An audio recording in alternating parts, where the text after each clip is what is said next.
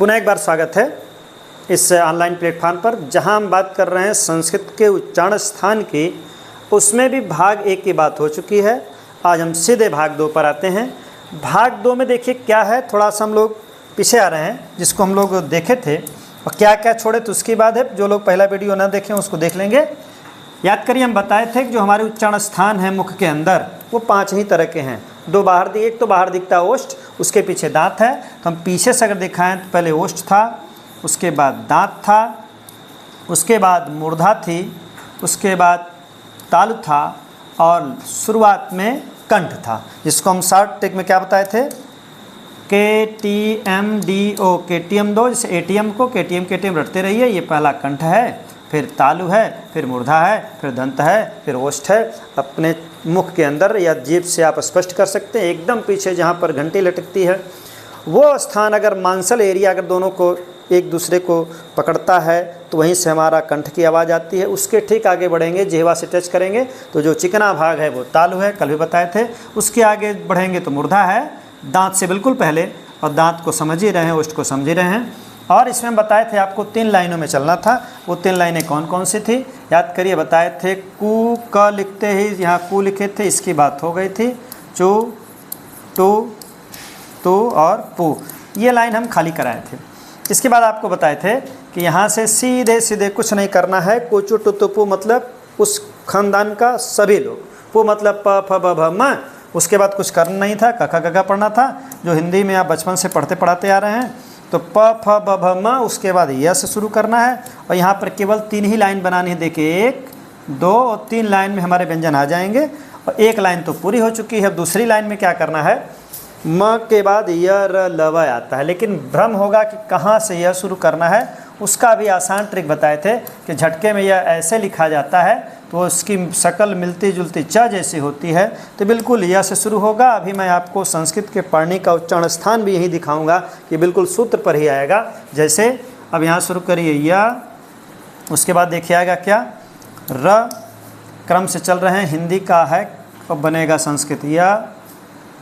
यहाँ से आपको लाना है या, उसके बाद देखिए आएगा र, उसके बाद ल। अब बताए थे ये तो ब्रेक कर दिया गया है। फिर तीसरी लाइन शुरू होगी व, उसके बाद फिर क्रम से लगे रहिए।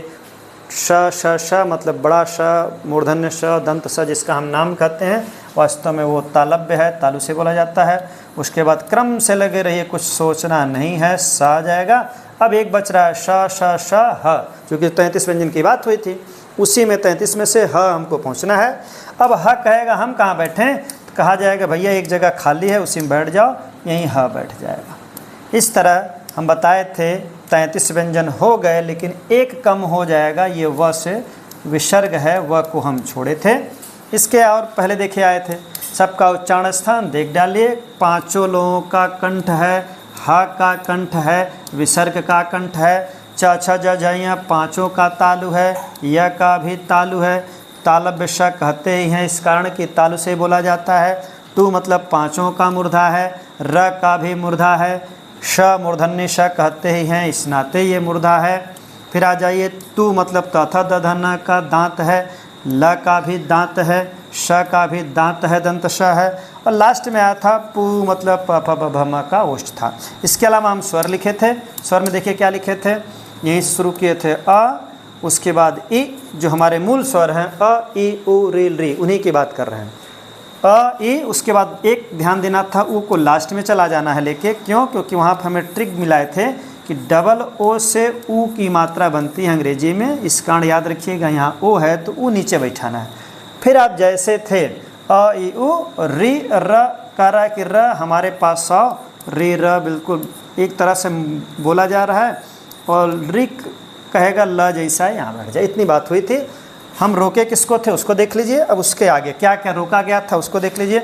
हमने रोका था व को, और किसको रोका गया था, ए, ऐ, ओ और औ को रोका गया था।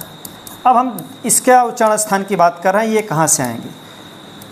व का उच्चारण स्थान दांत और ओठ, ये एक आपको केवल रटना पड़ेगा।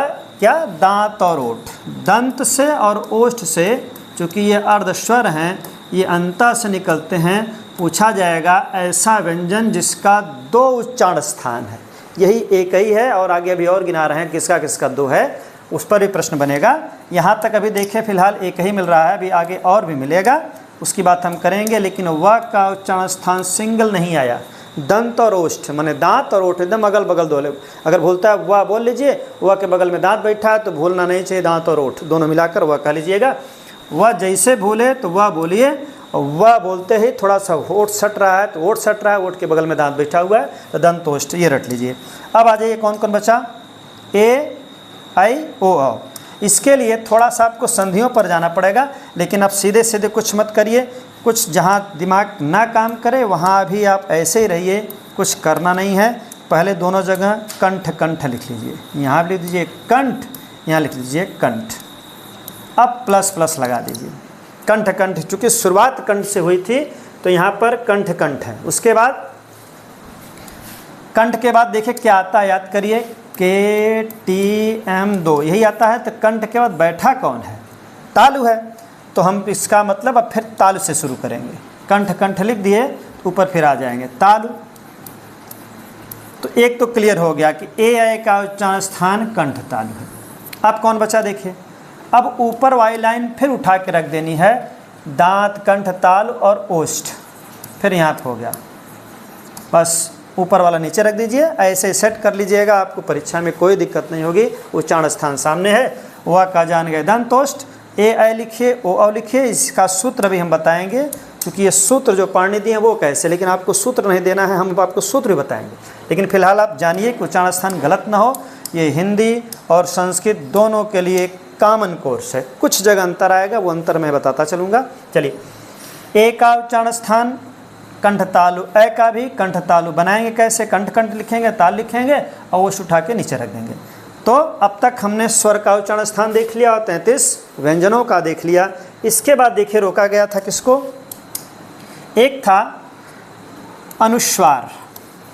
अनुस्वार इसकी बात किए थे, जो हमारे अयोगवा थे। इसके बाद एक रुके थे हम विसर्ग को, जो कि इसका उच्चारण स्थान की बात कर लिए थे। ये रुका नहीं है, यह कह रहा है कि हमारा तो हो गया है। एक बचा था जिह्वा मूलीय, जिह्वा मूलीय, और एक अयोगवा था उपधमानीय। यह क्या है, कैसे है, आपको बहुत गहराई में नहीं जानना है, लेकिन इसको जानने के लिए एक वीडियो पड़ा हुआ है।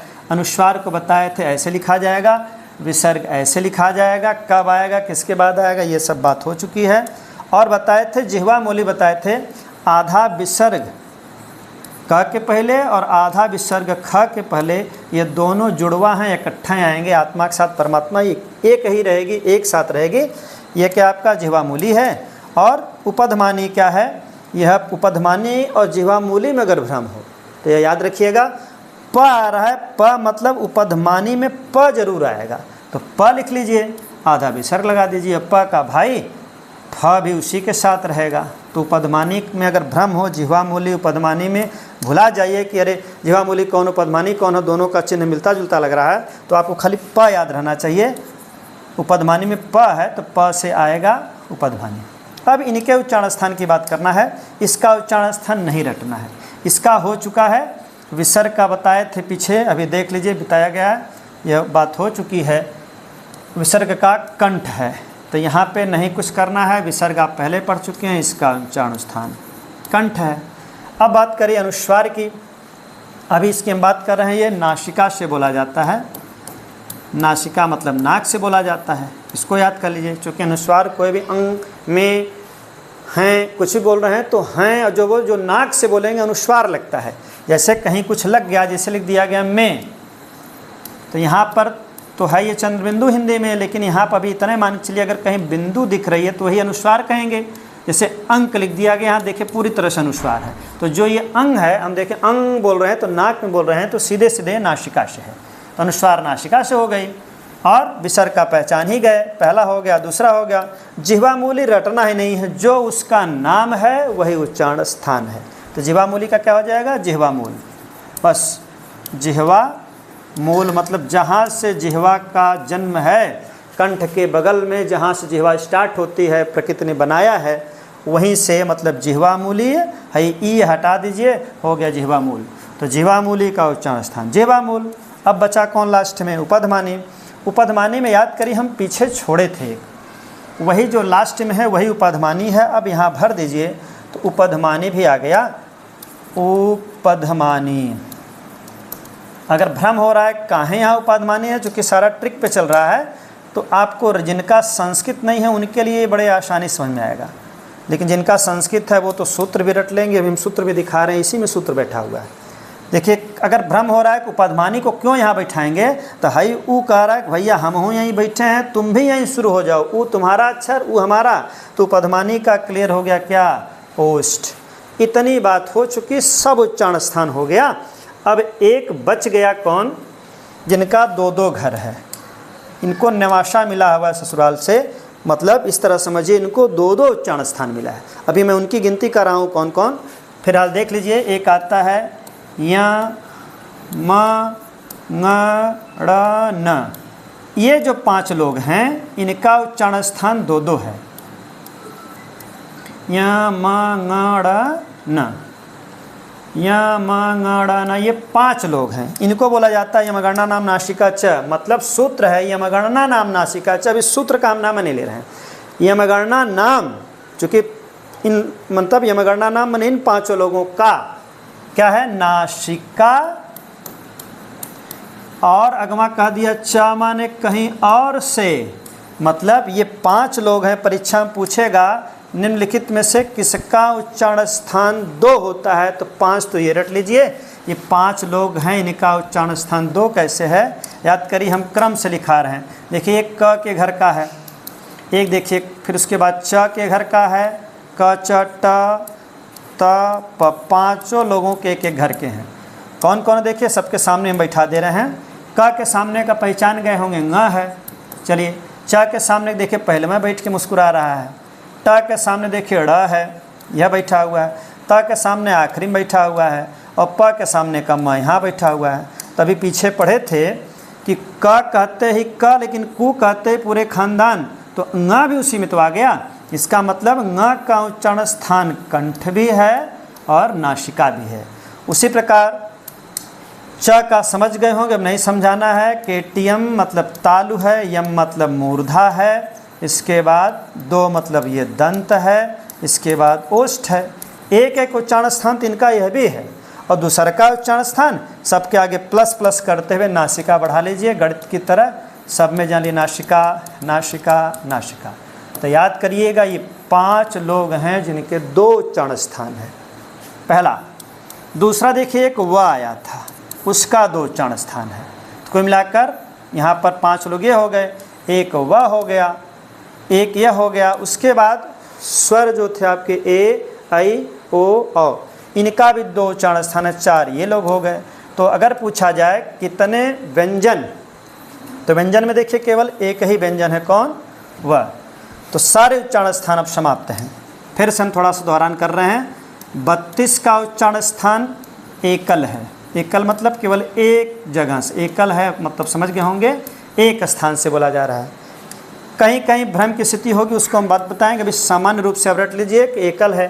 फिर उसके बाद व का दंत और ओष्ठ है, यह भी बताएं, 2 जगह से बोला गया इसको।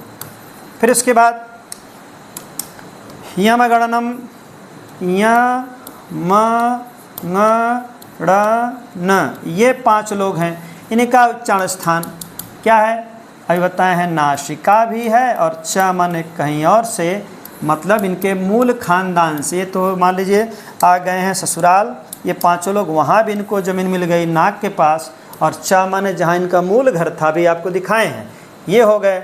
इसका मतलब एक व हो गया और एक 5 हो गया, तो 6 ऐसे व्यंजन हैं जिनका दोहरा उच्चारण स्थान है।